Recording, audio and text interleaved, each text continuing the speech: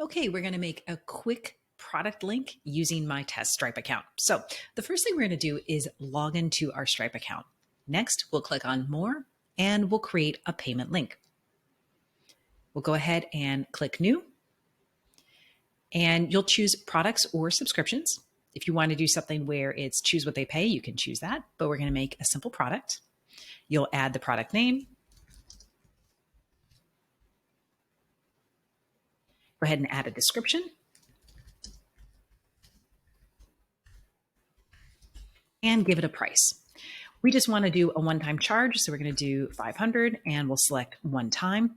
You can do recurring, but again, we're going to keep it super simple. And you can also add an image if you'd like. I'm happy with this, so I'll click Add Product. Next, we can choose what happens after payment. So if you click After Payment, you can show a confirmation page, customize the message, or you could even redirect folks to your website. Again, we're going to keep this super simple.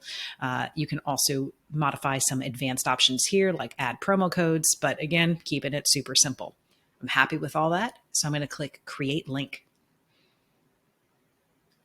There we go. There's the link.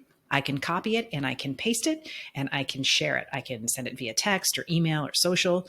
Super, super easy, easy peasy.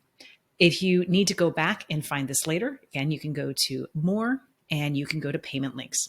Now, keep in mind that you can't delete your links once they've been created, but you can deactivate them. So to deactivate them, you'll just click these three dots here and you'll click Deactivate. No one can use it then. Hope this has been helpful.